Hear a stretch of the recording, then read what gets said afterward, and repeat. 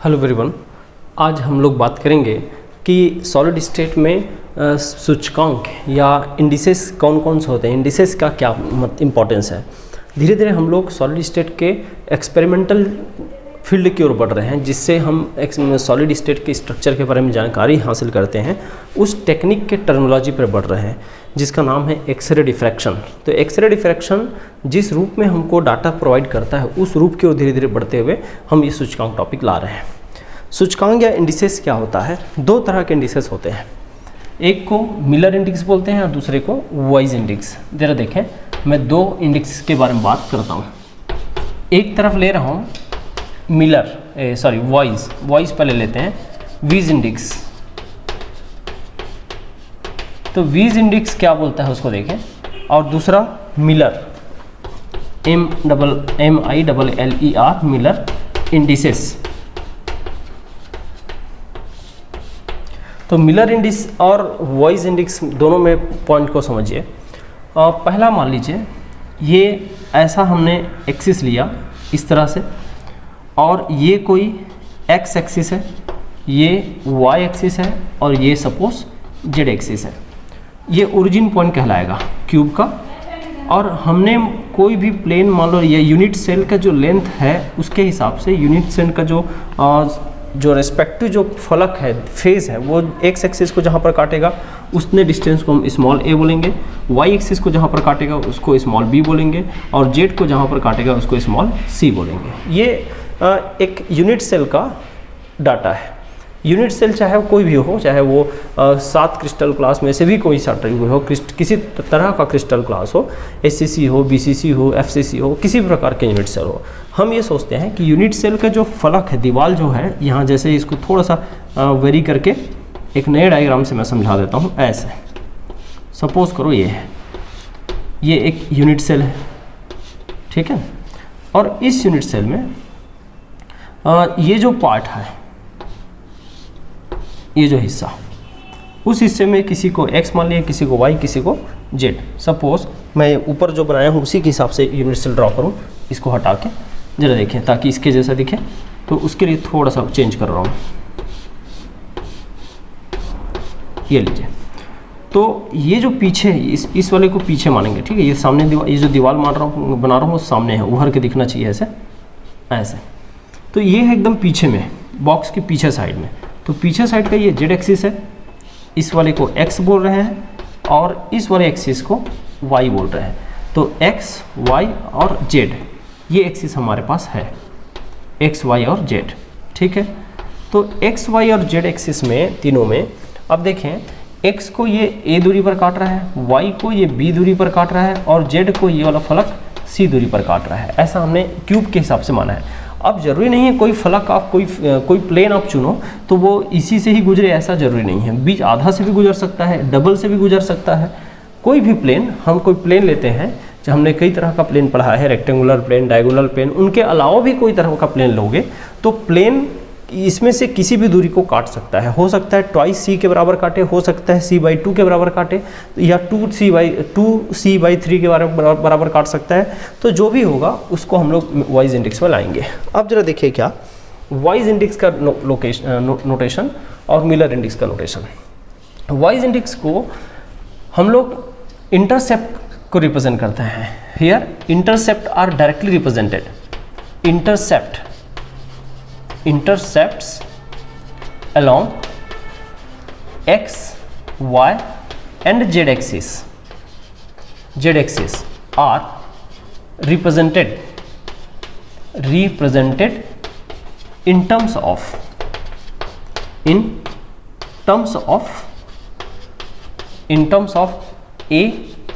b and c। क्या बोला अभी हिंदी में बात करें तो हमने बोला कि यहाँ x, y और z अक्ष पर जो अंतःखंड है, जो प्लेन द्वारा, एक निश्चित प्लेन द्वारा काटा गया है अंतःखंड, उस अंतःखंड को इस ABC के रूप में दर्शाया जाता है। इसी को वॉइस इंडेक्स बोलते हैं, है ना। तो मैं हिंदी में लिख सकता हूँ इसको हिंदी में कि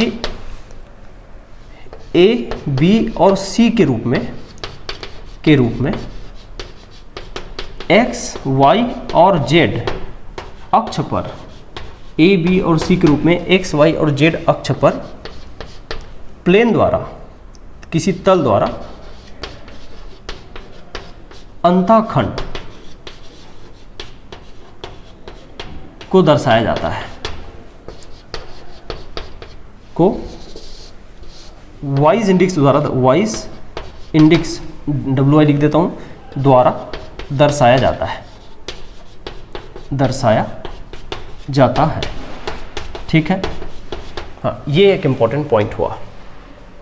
याद ये रहे कि वॉइस इंडेक्स, अब थोड़ा सोचते हैं कैसे, ये कभी भी ये वैल्यू जो है उसको याद रखना, वॉइस इंडेक्स पॉजिटिव हो सकता है, कभी कभी नेगेटिव भी दिखा देते हैं, नेगेटिव भी दिखा सकते हैं, फुल डिजिट हो सकता है, फुल डिजिट हो सकता है ना, और फ्रैक्शनल हो सकता है, फ्रैक्शनल मतलब बटे में, हिंदी में, हिंदी वाले ध्यान देंगे, धनात्मक हो सकता है, ऋणात्मक हो सकता है, पूर्ण संख्या हो सकता है, फ्रैक्शनल हो सकता है, मतलब बटे में भी हो सकता है, और दूसरा हिस्सा क्या कि ये इन्फिनाइट भी हो सकता है, इन्फिनाइट भी हो सकता है, बट नॉट जीरो, कभी भी जीरो नहीं होगा, नेवर भी जीरो।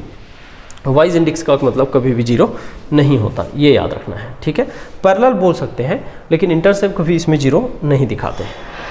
कैसे नहीं दिखाते, अभी सोचेंगे थोड़ी देर बाद कि जीरो कैसे नहीं दिखा सकते, भाई क्या जीरो नहीं हो सकता, तो जीरो की क्यों नहीं दिखाते हम थोड़ी देर बाद में बात करेंगे। इन्फिनाइट हो सकता है लेकिन जीरो कभी नहीं दिखाते। उधर देखें, उधर तो ये क्या होता है, देखिए भाई, जब इंटरसेप्ट को डायरेक्ट रिलेट करोगे ना, इंटरसेप्ट को डायरेक्ट रिलेट करोगे तो वाइज इंडेक्स पहले आता है, इंटरसेप्ट को डायरेक्ट रिलेट करूँगा तो वाइज इंडेक्स पहले आएगा, और वाइज इंडेक्स पहले आता है, उसके बाद मिलर को, उस मिलर के फॉर्म में उसको कन्वर्ट किया जाता है, क्योंकि एक्सरे डिफ्रैक्शन इस टेक्निक को नहीं, इस नोटेशन को नहीं पहचानता, वो पहचानता है मिलर नोटेशन को। तो मिलर एक्चुअल में क्या है, मिलर केवल थ्योरेटिकल है, समझ लो, ये एक तरह से डायरेक्ट आया हुआ डाटा है और उसको ये कन्वर्टेड डाटा है। इसको क्या करते हैं, तो कभी कभी ये बोल देते हैं it is reciprocal of voice index, reciprocal of voice index, reciprocal of voice index, voice index को उल्टा कर दो तो रेसिप्रोकल हो जाता है, और इसे एक्स वाई और जेड के रेस्पेक्ट में एच के एल से रिप्रेजेंट करते हैं, एच रिप्रेजेंटेड बाय एच के एल, है ना। इसको किसके दर्शाते हैं कि एच के एल से दर्शाते हैं, ये वॉइस इंडेक्स के उल्टा करने से प्राप्त होता है, और उसको एच के एल से दर्शाते हैं। एच एक्स एक्सिस के लिए होता है, बी के वाई एक्सिस के लिए, और सी एल जेड एक्सिस के रेस्पेक्ट होता है, मतलब ए के टर्म में, ये बी के टर्म में, ये सी के टर्म में जो दिखता है उसी को सॉल्व करना होता है। ठीक है, लेकिन यहाँ ए बी सी को लेने की ज़रूरत नहीं होती। अब वो कैसे सोचेंगे थोड़ी देर बाद। यहाँ पर याद रखना कि ये वैल्यू नेगेटिव हो सकता है, बार में दिखाना पड़ता है, नेगेटिव को बार में दिखाते हैं, पॉजिटिव भी हो सकता है, फुल डिजिट होना चाहिए, फ्रैक्शनल नहीं होता, फ्रैक्शनल है आ रहा है तो उसको हम लोग एलसीएम लेके सॉल्व करते हैं। नॉट फ्रैक्शनल, नॉट फ्रैक्शनल, याद रखना, फ्रैक्शनल नहीं है, और नॉट इन्फिनाइट, इन्फिनाइट भी नहीं होता, जीरो हो सकता है, ये दो चीज़ नहीं हो सकता, और बाकी जीरो होता है, may be zero, may be negative, may be positive, may be full digit, may be zero, but not fractional, not infinite. यहाँ इन्फिनाइट अलाउ है, तो यहाँ अंतर को याद रखना, यहाँ जीरो नहीं है, इन्फिनाइट है, यहाँ जीरो है, इन्फिनाइट नहीं है।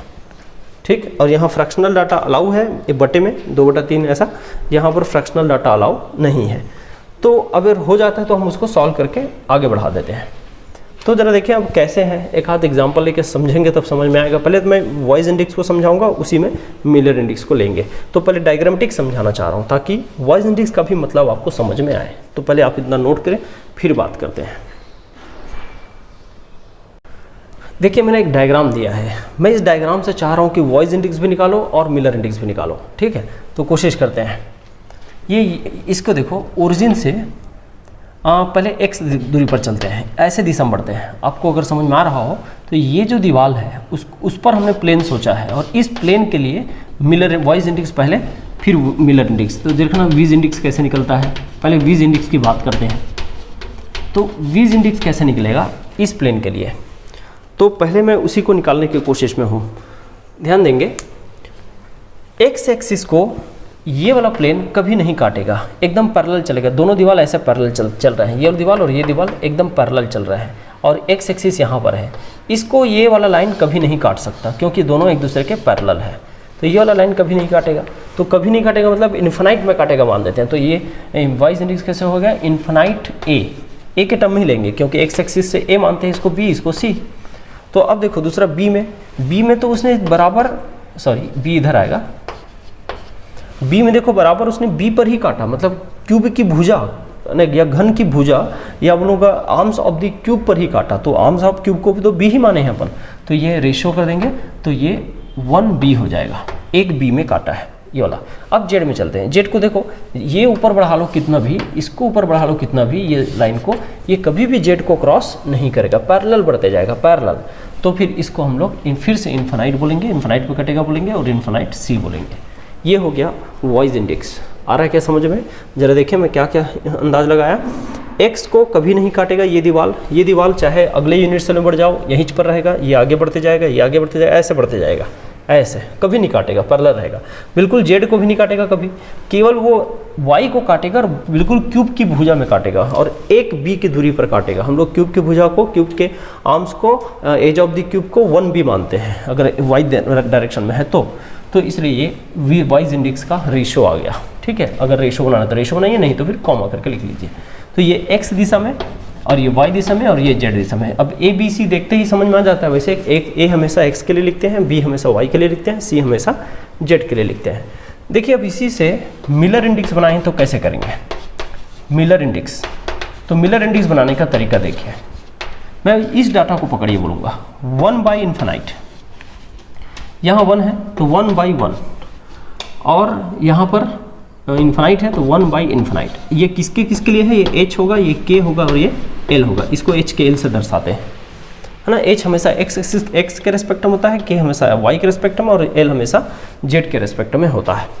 तो 1/इन्फिनाइट ऐसा बोले तो 0, भाई एक को इन्फिनाइट से डिवाइड करोगे 0 ही आएगा। तो यहाँ से देखा क्या 1/1 1, 1/इन्फिनाइट अगेन 0। तो इसको ऐसा स्मॉल ब्रैकेट में ना 0 1 0 प्लेन ऐसे बोल देते हैं मिलर इंडेक्स के टर्मिनोलॉजी में। मिलर इंडेक्स के रूप में अगर बोलना है तो 0 1 0 प्लेन ऐसे बोल देते हैं। इससे समझ में आ जाता है x के पैरेलल है, y पर 1 में काटा है और 0 जेड मतलब जेड के भी पैरेलल है।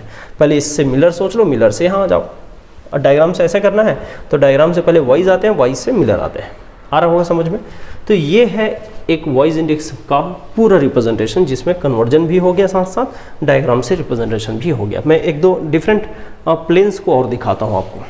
एक्स वाई और जेड यहाँ पर 3 एक्सिस में मैंने एक छोटा सा ऐसा प्लेन लगाया है। इस प्लेन के बारे में हमको बताना है। इस प्लेन के लिए वॉइस इंडेक्स, इसी प्लेन के लिए मिलर इंडेक्स, ये सब निकाल के बताना है। तो वॉइस इंडेक्स कैसे, उसको देखें। वॉइस इंडेक्स कैसे, पहले एक्स एक्सिस में देखें। मेरे ख्याल से एक्स एक्सिस के अभी भी पैरेलल चल रहा है, ये जो है वो पैरेलल चल रहा है एक्स एक्सिस के, कभी भी एक्स एक्सिस को काटने वाला नहीं है। मतलब एक बॉक्स के इस किनारे से, सपोज करो मेरे पास बॉक्स है, मैं बॉक्स से दिखा देता हूँ कि ये ऐसा है कि यहाँ पर, यहाँ ये वाला लाइन पे, ये वाला लाइन है एक्स एक्सिस, और जो बॉक्स बचा है वो जो प्लेन लेप बनाया हूँ वो यहाँ बनाया हूँ, ऐसे बिल्कुल ऐसे। और ये लाइन है एक्स एक्सिस, तो ये प्लेन इस लाइन को कभी काटेगा नहीं, ये प्लेन इस लाइन को कभी नहीं काटेगा। अब देख लो, ये ऐसे बढ़ते जाएगा, ये ऐसे बढ़ते जाएगा, तो कभी नहीं काटेगा। तो इसीलिए यहाँ पर इन्फिनाइट ए है। फिर आप देखें बी में, वाई डायरेक्शन में, तो वाई डायरेक्शन में जस्ट हाफ में बनाया हूँ मैं, यहाँ पर दूरी हाफ में बनाया हूँ, ठीक है। तो हाफ में बनाया तो बी के आधा में काटेगा। ये कंप्लीट इतना दूरी क्या है, बी है, तो बी के आधा में, तो b/2 हो गया, ठीक है, या 1/2b हो जाएगा, 1/2b। सी में चले जाओ, सी को भी कभी नहीं काटेगा, बिल्कुल पैरेलल, ये ऊपर और ये ऊपर, ये प्लेन बिल्कुल ये ऐसा ऊपर बढ़ते जाएगा और जो जेड एक्सिस है वो यहाँ पर बढ़ते जाएगा, और ये यहाँ पर बाजू में बढ़ रहा है और ये यहाँ पर बढ़ रहा है। तो दोनों अगर ये यहाँ पर बढ़ रहा है, ऐसा बढ़ते जा रहा है, तो ये पॉइंट कभी एक दूसरे को टच नहीं कर पाएंगे, तो इन्फिनाइट में काटेगा बोल देते हैं। तो इन्फिनाइट सी हो जाएगा। अब इन्फिनाइट सी हो गया। अब देखिए यही हो गया क्या, वॉइस इंडेक्स। अगर हम इसको मिलर में कन्वर्ट करना चाह रहे हैं तो मिलर इंडेक्स का नोटेशन देखें क्या बोलता है। मिलर इंडिसेस का नोटेशन, मिलर इंडिसेस का नोटेशन ये है, इसका हम उल्टा कर दें 1/इन्फिनाइट, यहाँ 1/2 का उल्टा करेंगे तो 2/1 हो जाएगा, और यहाँ से ये 1/इन्फिनाइट अगेन, तो 0 2 0, ये इसका एच के एल का वैल्यू है। ये एच है, ये के है और ये एल है। तो मिलर इंडेक्स भी हमारे पास सामने आ गया है। ठीक है भाई, तो ये भी तैयार रखें। मैं एक आध एग्जाम्पल और कर देता हूँ, फिर केवल बिना डायग्राम के केवल वॉइस से मिलर कन्वर्ट करने का भी बता दूंगा।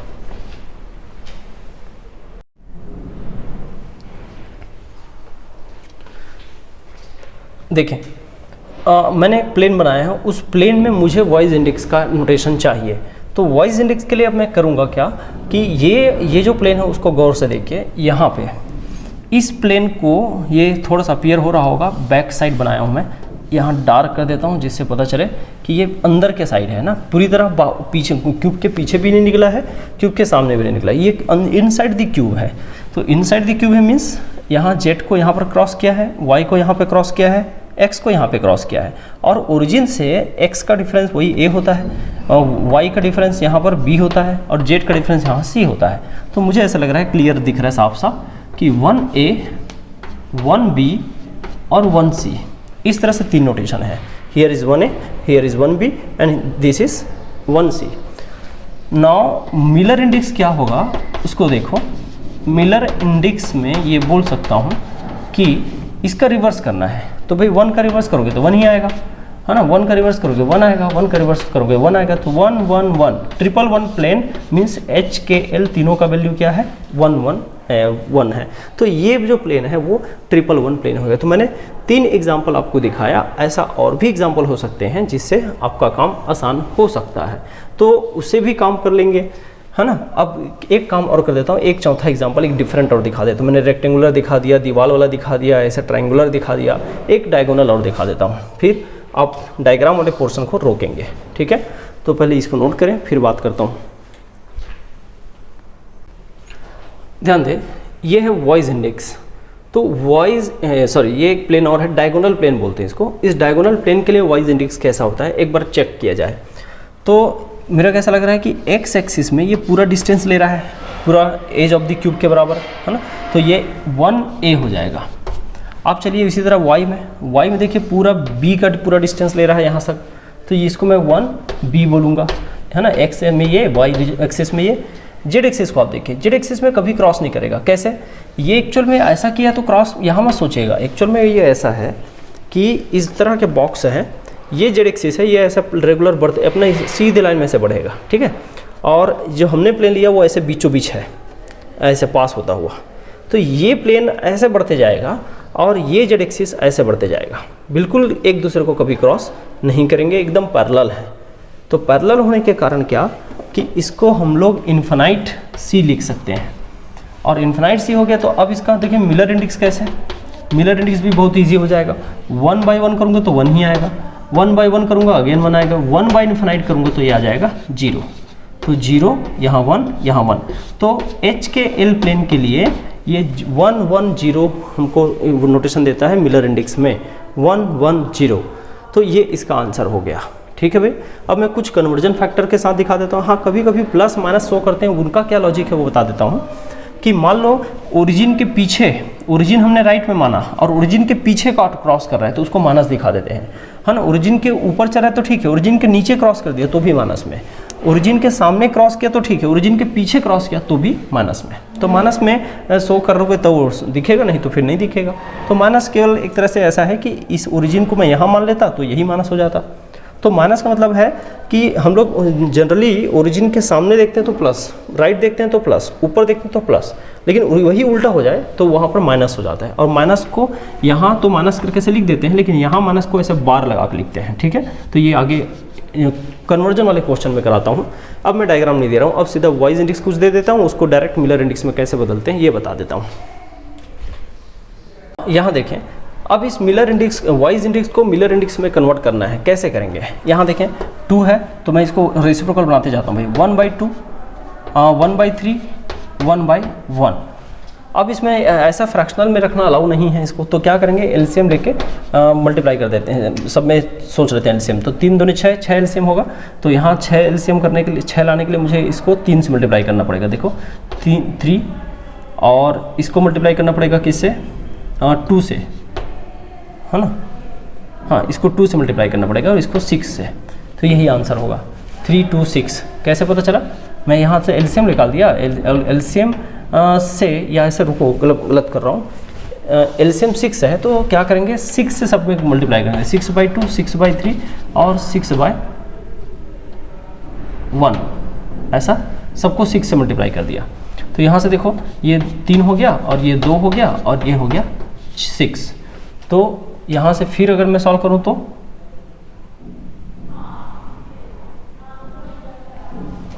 रुके,